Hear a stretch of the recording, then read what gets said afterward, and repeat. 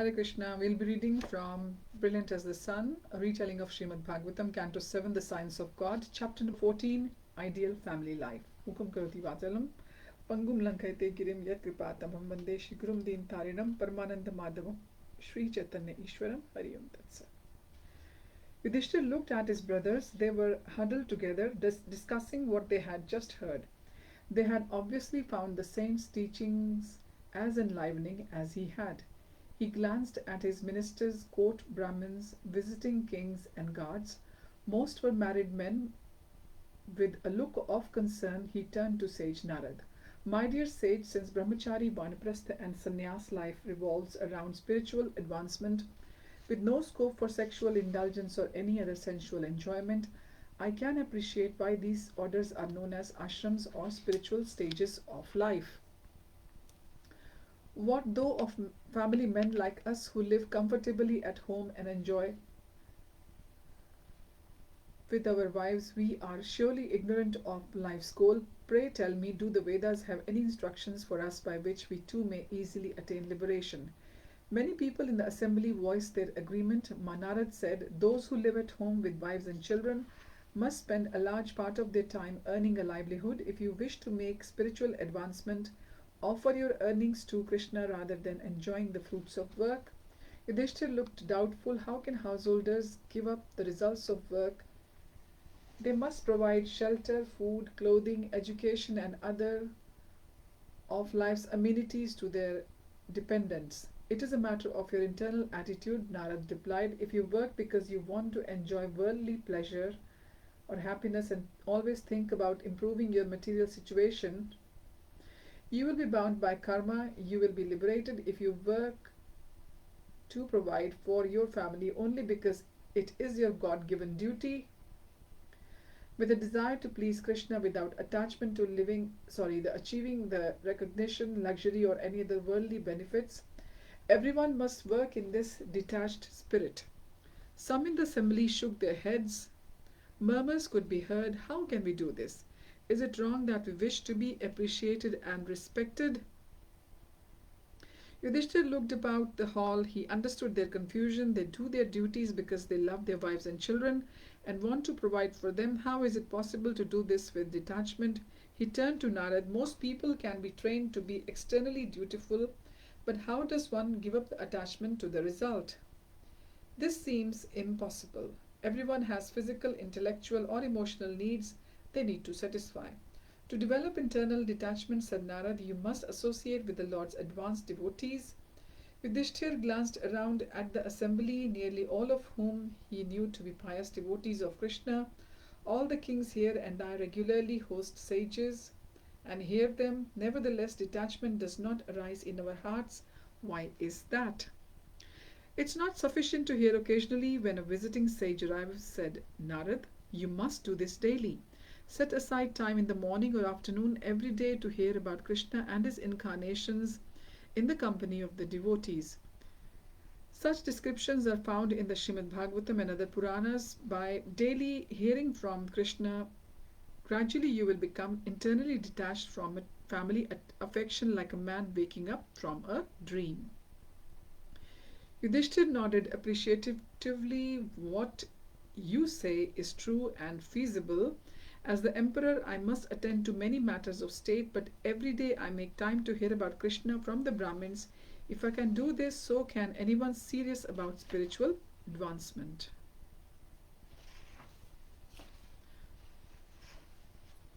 Exactly, said Narad. It's not that you must renounce your duties or abandon your dependence. Not at all. However, while doing your external duties, including showing affection to your family members by cultivating spiritual knowledge, internally you will be detached. An external show of detachment is not important. Far from it. Externally, one should be agreeable to his family and their suggestions, while internally he should remain simple. What do you mean by simple? Do not be duplicitous and make a show of detachment so that others will honor you. Everyone strives for fame, adoration, and wealth in the material world. To remain simple means one should not yearn for these things. Keep focused on the real goal of life, awakening your loving relationship with Krishna. Take as much wealth as required to provide for your needs, but if you get excess, do not hoard. This is demonic tendency. A hoarder is considered a thief and will be punished by the nature's laws. Once you have enough, make sure others also have sufficient to eat. Share your excess provisions even with animals. They deserve the same care and consideration as your children. After all, they too are dear to Krishna. There is no need to over endeavor for wealth and sense gratification. Be satisfied with what you acquire by Krishna's grace with a little effort according to your specific circumstances. There is no need to plunder the earth to get more than you need. Both husband and wife must work for the benefit of each other. They should share their wealth by giving charity to the needy and even street animals. Yudhishthir said, some people become impoverished because of their sinful tendencies like intoxication or gambling. Should they also be helped? Yes, of course, said Narad. Such fallen people should be given the necessities, food, shelter, and clothing. This is the duty of those who live at home with their families. Most men are busy working to provide for their families. How can they see to others' needs? If the husband is too busy, he can instruct his wife to care for guests and the people in general. She too is busy taking care of the children, the husband, and the home. My dear King Yudhishthir, said Narad, the husband should instruct his wife to prioritize service to others even above serving him. Every man is so attached to his wife that he will even kill himself, his father, or his guru for her. A man who can give up his attachment to his wife can bring the unconquerable Lord under his control. Consider, when your wife dies, her body will either be eaten by small insects and become stool, or to be consigned to the flames and become ashes. Why be attached to it when instead you can attain the all-pervading Supreme Lord? So some beautiful realizations here. Yudhishthir said, yes, this makes sense. I was also thinking about hoarding, which you mentioned. Sometimes people hoard because they fear future scarcity. Narad shook his head. No need to think like this. The Lord will maintain anyone who performs 5 types of sacrifice. Why should anyone doubt this? Does he not provide for every living entity from the elephant to the ant? Why not you? Simultaneously, you will give up your attachment to the body and your false sense of proprietorship by performing sacrifice. You will become a Mahatma, one who realizes the truths about Krishna and always engages in his service without deviation. The Lord's spiritual energy always protects such a person. What are these 5 types of sacrifices? Worship Krishna, who resides in everyone's heart, by worshipping the gods, saintly persons, ordinary living entities, one's forefathers, and self. I thought Krishna's devotees did not worship the gods. They do not worship the gods independently of Krishna, but they can honor them as the limbs of the universal body, of his universal body. Some devotees worship the spiritual master instead of the gods because he represents them all. How should we worship saintly people, ordinary living beings, one's forefathers and ourselves? By giving them Krishna Prasadam, replied Narad. So the simplest way to help everybody is to give them Prasadam and Krishna's holy name, which is the Mahamantra to chant. However, those householders who are well educated in Vedic knowledge and have sufficient wealth should also perform sacrifices as per the instructions of the Vedas. This will please Krishna. There is one provision to this. In the upcoming age of Kali, it will not be possible to perform complicated Vedic sacrifices. Therefore, the Lord prescribes that everyone engages in Sankirtan, the congregational chanting, glorification of Krishna in that age. In Kali Yuga, educated, wealthy people should use their intelligence and money to spread the great sacrifice. In all kinds of sacrifice, Krishna is most pleased if you can prepare excellent food with grains and ghee and feed the Brahmins and Vaishnavas. After they are fed, if you have the means to cook enough, you can distribute prasad to the general populace, including living entities in the lower species of life. By such prasad distribution, everyone is worshipped and Krishna is pleased. Wealthy Brahmin families can perform the Shraddh ceremony, worshipping forefathers by offering them oblations during the dark moon fortnight in the last half of the Bhadra month and during the Mahalaya ceremonies in the Ashwin month.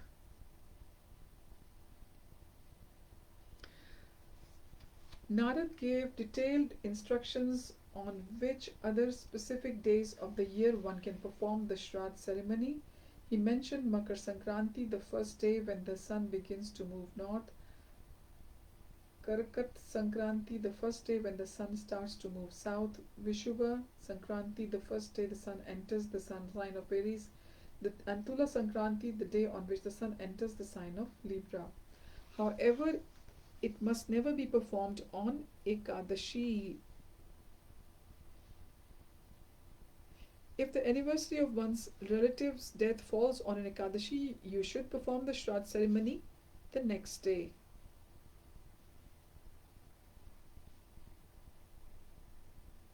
So this is very important. All these seasonal times are considered extremely auspicious. One should take advantage of these days to perform religious activities by which they can gain the highest success in this very life, despite its short duration.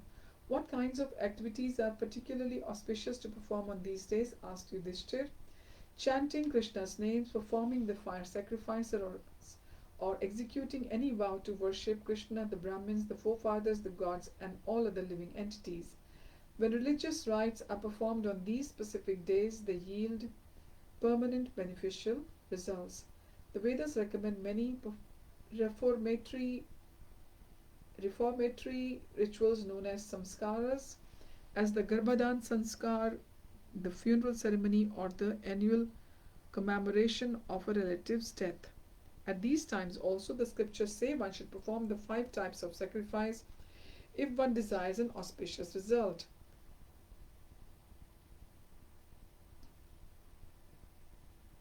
I have explained everything that Grihasthas should do to elevate themselves. Is anything unclear? Yudhishthir placed his palms together and smiled. Your instructions are clear and practical. Pray tell me the best place to perform such worship. Can it be done at home, at a temple, or must one go to a place of pilgrimage? The best place is wherever advanced devotees worship Krishna, for he is the support of this entire cosmos and everyone within it. If there is no easily accessible place where Krishna's deity is worshipped, you can go where learned Brahmins practice austerity and study the Vedas to elevate the conditioned souls spiritually. If family people worship Krishna's deity at home, then home is also a suitable place. However, the most auspicious places are holy sites through which flows a sacred river. It is mentioned in the Purans that any worship performed in such holy places will undoubtedly bear fruit. Sacred lakes like Pushkar are also good places for worship. Indeed, any place where saintly people live. These include Kurukshetra, Gaya, Prayag, Pula Ashram, Naimisharanya, Setu, Bandha, Prabhas, Varaka, Varanasi, Mathura, Pampa, Vindu Sarovar, Badrikashram, the banks of the Falgu and Nanda rivers, and the places of Lord Ram's pastimes like Chitrakoot. In Kali Yuga, great devotees will establish temples of Radha Krishna in the lands of the Malechas worldwide. These temples will be full of spiritual potency. If Grihasthas worship in any such place, they will receive a result 1,000 times greater than worshipping anywhere else. Yudhishthir said, O great sage, I have heard that 3 factors are critical for religious rituals to bear fruit: the time, the place, and the person to whom the offering is made. You have described the time and the place. Now kindly tell me who is the proper person to whom the sacrifice must be offered. Excellent question, dear Yudhishthir, said Narad. Indeed, expert learned scholars have concluded that everything should be offered to Krishna. He is the supreme person from whom everything comes and on whom it depends for its existence. Did you note how, although all the gods and many great sages, including the four Kumars and myself, were all present at your Rajasuya sacrifice, none of us objected to Krishna being worshipped first. Yudhishthir nodded. Yes, it's true. None of you made an alternative suggestion. Yes, said Narad, that's because Krishna is the root of all existence. By worshipping him, you automatically worship everyone. As by watering the root of a tree, you automatically water the entire tree. The Lord has created many types of bodies to satisfy the diverse desires of the living entities. However, no matter what body you receive, Krishna remains with you in his form of Kshirodakshay Vishnu, the super soul.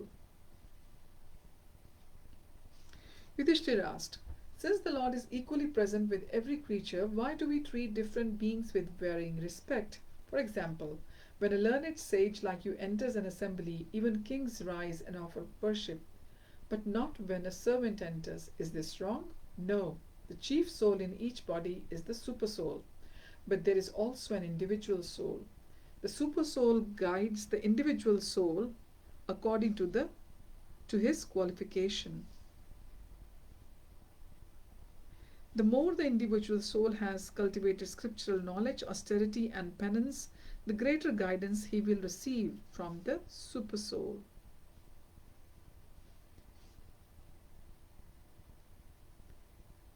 A living entity should be accorded respect and importance based on how advanced he is in spiritual consciousness. That does not mean, however, that we should disrespect others, Yudhishthir sighed. Unfortunately, people often do disrespect those whom they consider insignificant. Surely by so doing, they are also disrespecting the super soul. How can they make spiritual advancement when they have such an inclination? Narad nodded. I appreciate your concern, King Yudhishthir. It was not like this in Satyayug.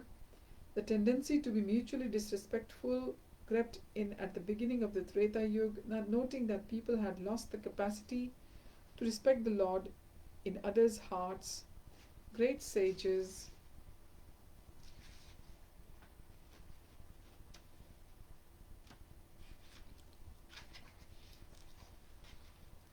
introduced deity worship as the primary means of spiritual advancement. That was most intelligent of them, said Yudhishthir. Does it mean that people can make spiritual advancement even if they disrespect great sages, provided they worship Krishna's deity form? Certainly not, replied Narad.